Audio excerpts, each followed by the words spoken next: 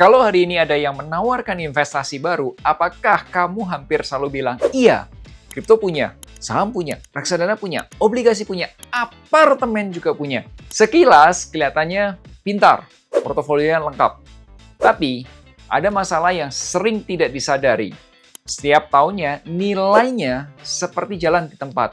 Bahkan tanpa sadar, modalmu semakin tipis. Nah, kenapa hal ini bisa terjadi dan bagaimana cara membangun portofolio yang benar-benar membuat kekayaan bertumbuh? Yuk kita bahas di video ini.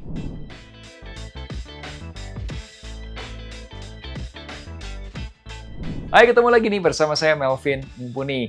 Selama menjadi perencana keuangan, saya sering bertemu orang-orang yang investasinya ada di mana-mana. Punya kripto, punya saham, punya reksadana, punya obligasi, bahkan punya properti. Sekilas sih memang kelihatan seperti investor yang pinter banget ya, karena portofolionya lengkap. Nah, yang menarik, justru di situ masalahnya.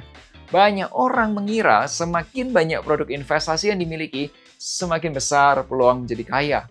Padahal, kenyataannya belum tentu seperti itu. Uang itu terus terbagi ke banyak tempat. Fokus investasi hilang, dan akhirnya bertahun-tahun kemudian mereka baru sadar, ternyata hasilnya tidak sebesar yang dibayangkan. Kalau tadi kamu merasa, wah, itu saya banget. Berarti kamu bukan satu-satunya. Masalahnya seringkali bukan ada di produk. Bisa jadi yang perlu diperbaiki itu bukan investasinya, melainkan strategi di balik setiap keputusan investasimu. Nah, di video ini nih, kita akan membahas kenapa diversifikasi bisa berubah menjadi sebuah jebakan, dan bagaimana menghubungkan investasi dengan rencana keuangan. Dan satu hal yang paling penting nih, bagaimana membangun strategi investasi agar setiap rupiah yang kamu investasikan itu benar-benar bekerja untuk kamu. Jadi, kita mulai dari kesalahan pertama yang paling sering terjadi, yaitu diversifikasi yang kebablasan. Kalau saya tanya nih, kenapa kamu beli investasi yang sekarang kamu punya? Coba diingat-ingat. Mungkin nih ya, kripto, karena waktu itu teman kamu cuan. Saham, karena ada yang share rekomendasi di grup WhatsApp. Reksadana, karena lihat influencer, bilang cocok buat pemula. Apartemen, karena teman-teman tongkrongan kamu bilang peluangnya bagus. Kalau hampir semua jawabanmu seperti itu, bisa jadi kamu bukan sedang berinvestasi, tapi kamu koleksi produk investasi. Kamu ngatain ya sama setiap peluang yang lewat. Itu yang saya sebut sebagai yes man investor. Lihat orang untung, ikut. Ada produk baru, ikut. Ada teman cerita cuan, ikut. Seolah-olah kalau kamu nggak ikut, kamu tuh sedang kayak kehilangan kesempatan besar. Padahal yang sebenarnya terjadi adalah kamu tuh sedang kehilangan fokus. Saya pernah bertemu seorang klien yang seperti itu. Portofolionya ada di mana-mana. Saham ada, kripto ada, reksadana ada, obligasi ada, bahkan bisnis kecil-kecilan pun juga ikut. Waktu saya tanya, Pak, target investasi Bapak tuh sebenarnya apa sih? Nah, beliau diem nih beberapa detik. Karena ternyata selama ini yang dikejar bukan tujuan keuangannya, tapi kesempatan demi kesempatan, dan itu dua hal yang sangat berbeda. Di dunia investasi, ini yang kita sering sebut FOMO, Fear of Missing Out. Takut kalau ketinggalan peluang. Ironisnya nih ya, niat awalnya ingin melakukan diversifikasi supaya risikonya lebih kecil, tapi karena semua peluang diambil, diversifikasinya malah kebablasan. Uangnya tuh kesebar kemana-mana. Jadi tidak ada yang cukup besar untuk satu tumbuh gitu. Tidak ada strategi yang menghubungkan satu sama yang lainnya. Akhirnya apa? Akhirnya portofolionya memang rame, tapi kekayaannya tetap sepi-sepi aja. Nah, diversifikasi itu bukan berarti mengatakan iya pada semua investasi. Diversifikasi itu adalah berani mengatakan tidak pada investasi yang tidak mendekatkan kamu ke tujuan kamu. Mentor saya pernah mengatakan sesuatu yang hari ini masih saya ingat.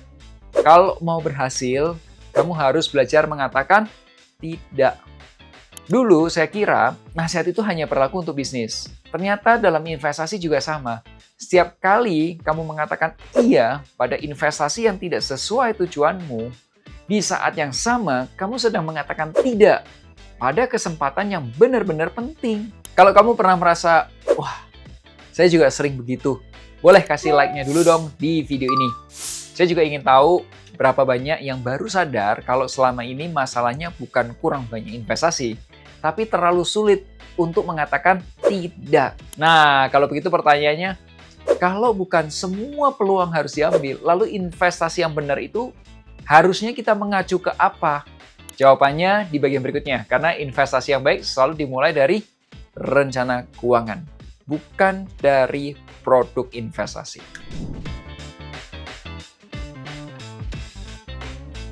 Menurut saya, produk investasi itu bukan tujuan, melainkan kendaraan. Nah, pertanyaannya, kalau kendaraannya sudah bagus, tapi kamu tidak tahu nih mau pergi kemana, apa yang akan terjadi? Kamu muter-muter terus kan? Capek kan? Jadi boros kan? Tapi nggak nyampe ke tujuannya. Nah, begitu juga dengan investasi. Banyak orang sibuk milih kendaraannya apa, sahamnya apa, kriptonya apa, obligasinya apa, tapi lupa menentukan tujuan keuangan terlebih dahulu. Padahal inti dari perencanaan keuangan itu bukan sekadar mencatat pengeluaran atau buat budget, bukan gitu. Intinya adalah membantu kita mencapai tujuan keuangannya. Contoh, mau beli rumah, uangnya ada. Dana pendidikan anak, uangnya ada. Dana pensiun, uangnya ada. Atau mungkin sekedar ingin punya kebebasan finansial. Nah, di finansialku, prosesnya itu justru dimulai dari situ. Sebelum bicara produk investasi, kami tuh selalu mengajak klien, udah yuk cek dulu kesehatan keuangannya. Fondasimu sudah cukup kuat belum? Dana darurat, proteksi, arus kas kamu udah siap belum? Stabil nggak? Baru setelah itu kami menyusun tujuan keuangan. Mana yang ingin dicapai dalam waktu kurang dari 1 tahun? Mana yang targetnya 1-5 tahun? Mana yang baru akan digunakan 5 atau bahkan 20 tahun lagi? Nah, kita bagi tujuan-tujuannya. Misal, dana pensiun. Oh, kita tidak langsung bertanya, mau beli saham apa? Yang pertama kami tanyakan justru, berapa dana pensiun yang ingin Bapak atau mungkin Ibu miliki? Lalu kita hitung. Kapan ingin pensiun? Berapa lama waktu yang tersedia? Berapa dana yang harus diinvestasikan setiap bulannya? Strategi investasinya seperti apa? Baru setelah itu kita pilih produknya. Jadi urutannya itu bukan gini, bukan produk investasi, udah baru kita sesuaikan sama tujuan keuangan. Bukan, justru kebalik. Tujuan keuangannya kayak apa, bikin strategi investasinya gimana, baru pilih produk investasinya. Investor yang disiplin itu tidak memilih investasi karena produknya menarik.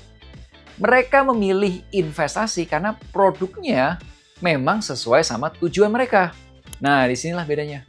Kalau suatu hari ada orang yang menawarkan investasi yang memang sesuai dengan rencana investasimu, silakan kamu pertimbangkan. Tapi kalau tidak sesuai, kamu bisa bilang tidak tanpa merasa kehilangan. Karena kamu memang sudah punya kompasnya. Nah, masalahnya banyak orang belum pernah membuat kompasnya itu. Akhirnya, semua peluang itu kelihatan menarik. Semua penawaran terasa sayang kalau dilewatin. Nah, kalau kamu sampai hari ini belum pernah benar-benar menyusun tujuan investasimu sebelum kamu beli produk investasi, coba tulis di kolom komentar dengan kata kompas. Saya ingin tahu berapa banyak yang baru sadar bahwa selama ini mereka memilih kendaraan sebelum menentukan tujuannya. Pertanyaan berikutnya, kalau portofolio kita sudah terlanjur berantakan karena terlalu banyak produk investasinya, apakah harus dijual semua? Atau masih bisa kita perbaiki? Nah, kita bahas di bagian berikutnya. Mendesain strategi investasi yang efektif dan efisien. Kalau begitu nih, apa yang harus dilakukan kalau portofolio sudah terlanjur rame? Gini, tenang. Jawabannya bukan langsung dijual semua. Justru itu kesalahan berikutnya. Yang pertama dilakukan tetap back to the basic, cek kesehatan keuangan kamu. Review seluruh produk investasi. Kita lihat lagi satu persatu. Produk investasi yang kamu punya sekarang apa aja? Sebenarnya dibuat untuk tujuan apa? Misalnya nih, kamu sedang menyiapkan dana pendidikan anak. Dan biaya pendidikan itu setiap tahunnya bisa naik lebih dari 10%.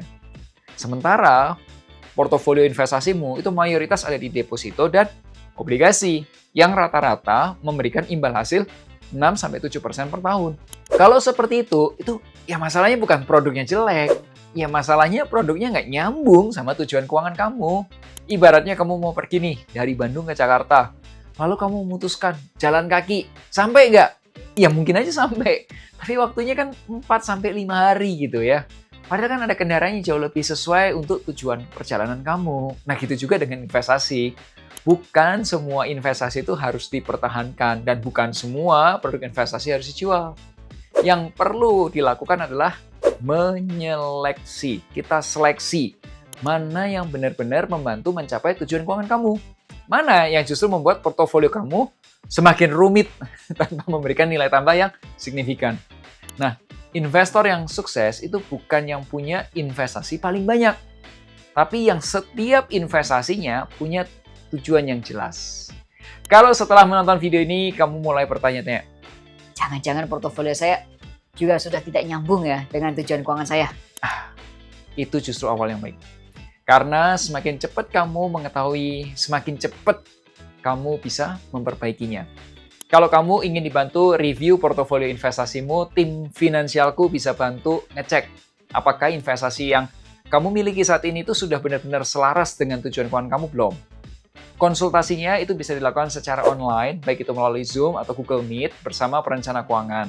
Dan kamu juga tidak perlu langsung memutuskan untuk menggunakan layanan kami. Ya, ngobrol aja dulu, silahkan ngobrol dulu dengan tim admin, tanyain dulu prosesnya gimana, manfaat yang akan kamu dapat apa, biayanya seperti apa, dan setelah itu baru kamu putuskanlah apakah layanan tersebut sesuai nggak dengan kebutuhan kamu.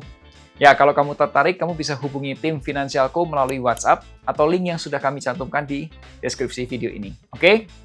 So, ingat selalu hargai kerja kerasmu, share kalau kamu suka video ini. Sampai jumpa di Melek Finansial hari Rabu depan.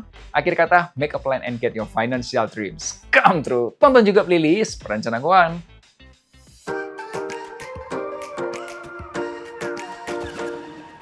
Wujudkan masa